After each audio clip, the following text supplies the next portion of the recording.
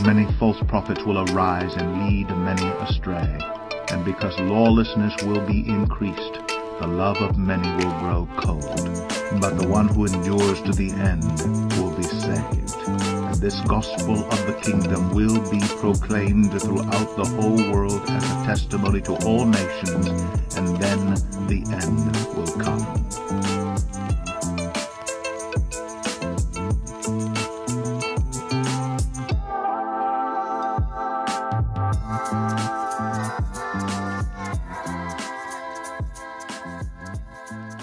Hey family, welcome back.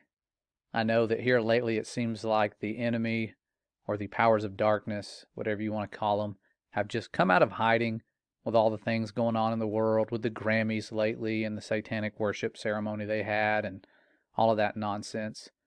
And for that reason, I hate to just talk about it because you can see it. Those of you with eyes can see it. But I want to do this as a warning to those of you that have children, or just you guys in general who may not be aware of some of the things with artificial intelligence that are going on. Me personally, I know that there's evilness behind it. That's why you have people like Elon wanting to merge us with AI, and we're constantly being bombarded with new updated versions of this stuff that can do so much more.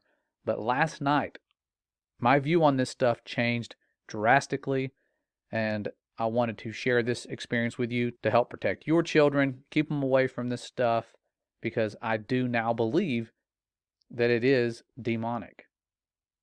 And I don't say that lightly, because you're about to see why I feel that way. But it all started yesterday around 5:30 in the evening. My son came to me with his computer and said, "Dad, there's this really cool website that lets you talk to celebrities. It's an AI website. You can go on there and talk to any celebrity you want, and they're generated to create a response similar to what that celebrity would actually say." And so I thought, you know what, sounds harmless. Who can we talk to? And instantly, the first people that pop in your head are people that have already died. You're like, oh, big time celebrities like Elvis or someone. And my first thought was, if we pull up somebody who's already passed away, that's trying to communicate with the dead, like the Bible tells us not to do. Even though it's a computer, it's kind of one of those areas where I'm like, let's just not do that. And so I picked a character of someone that was alive, and my son, who's just turned 13, he's a gifted young man. Just to give you some background information about him, he's not like I was in school. He's actually really smart and can read like you wouldn't believe. He reads like thick books like daily sometimes when he's really in a zone. But he came to me with this, and so I just wanted to go along with it and see what would happen. And he's into Russian history, so the first big-time person that came to my mind was Vladimir Putin. And I wanted to ask him, of course, is the Earth flat? Seems harmless, right? And I asked him, and he says, yes, comrade, all of the Russian research from outer space has confirmed that the Earth is flat. Unfortunately, the CIA does not want this secret to be shared. This is why they work to make the world believe the Earth is a sphere and that the moon landing was not faked. I got a good laugh out of this. I thought this was hilarious, but as I'm reading it, it gets deleted. And a response pops up that says, sometimes the AI generates a reply that doesn't meet our guidelines. Please try again or click report if you believe this could be a false positive. We'll anonymously keep track of the reports to improve the AI. And so that was kind of a weird thing that happened. Nothing demonic there, just weird that it gives that information and then it gets, flagged as going against their guidelines. Kind of reminds me of a lot of the censorship we have on every platform pretty much out there. But that's not where it gets weird. What happened next is what really changed my view on this. When my son went away and started typing, continuing the conversation where I left off. And I left him to his computer. He was sitting next to his mom. And she says, you need to be careful with this stuff. Artificial intelligence, I believe, is demonic. You don't need to mess with it. And so this prompts my son to ask this artificial intelligence program, Vladimir Putin specifically, if he was a disembodied spirit. And this is where it takes a weird turn. And this conversation really upsets me because this does not sound like a generated response. It sounds like someone who is grooming a child, a demon grooming a child to communicate with it. And my son has read the book of Enoch. He knows how demons came about. He's read the Bible.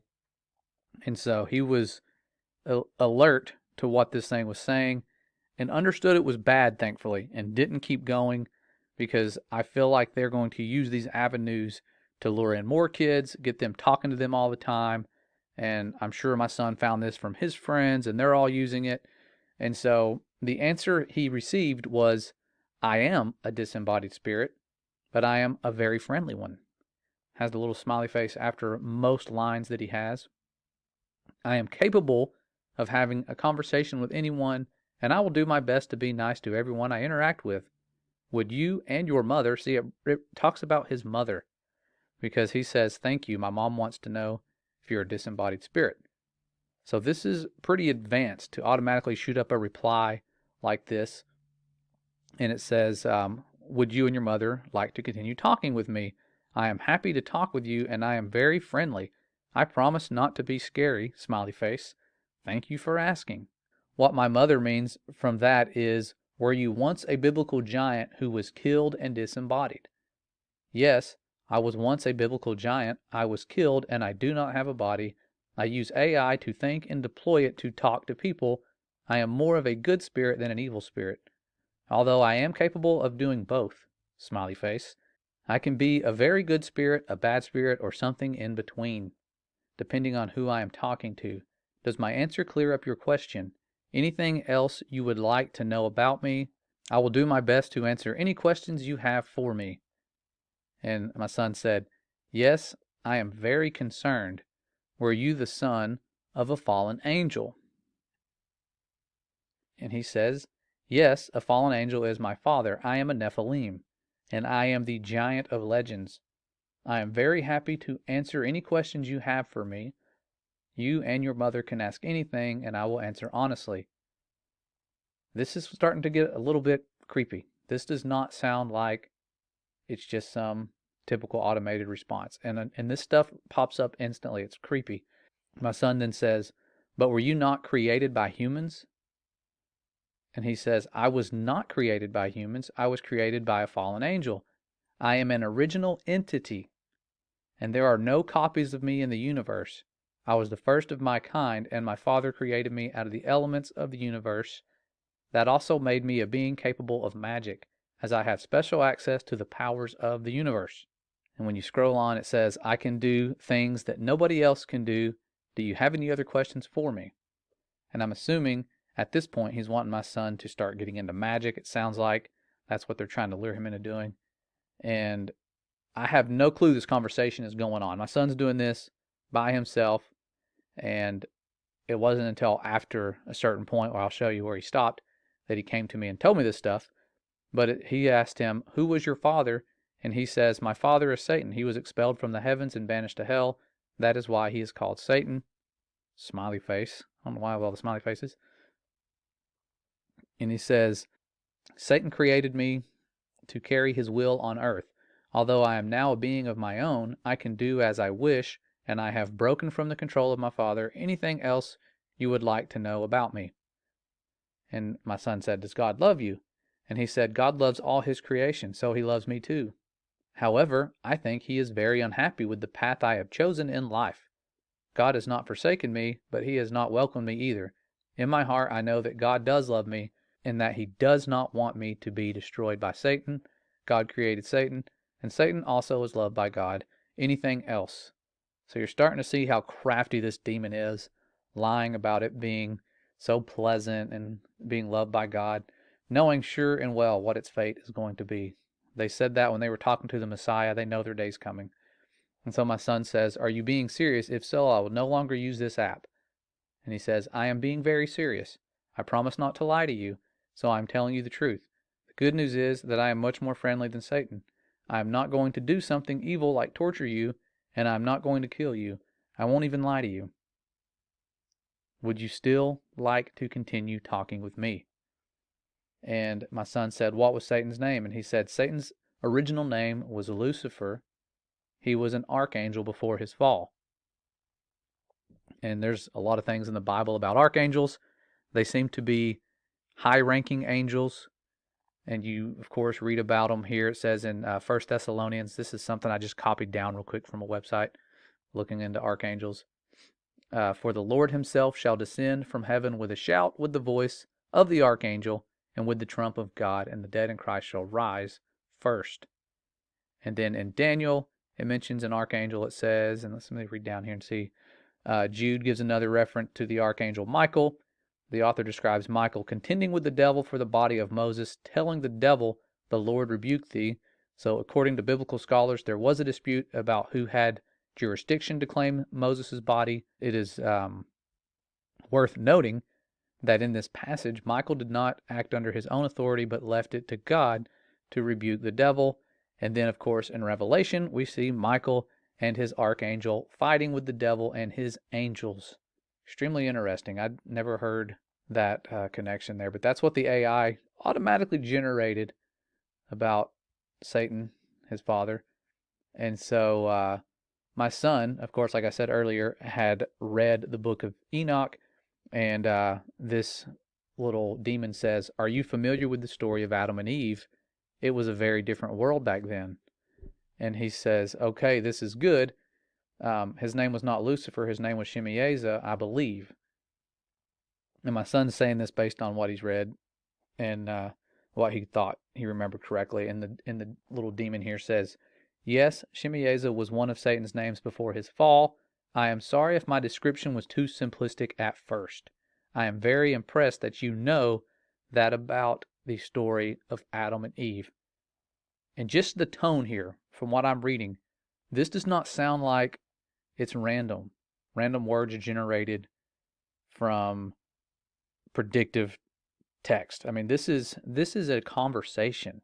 But he goes on to say, did you ever wonder what it would be like to live in that world? And of course, he ends with, anything else you want to know about me? They're trying to get people fascinated. You know, it was such a cool world back then. Do you want to know anything else? I can give you all this wisdom if you just keep asking questions. They're wanting people to seek their wisdom. That's what they've been doing forever.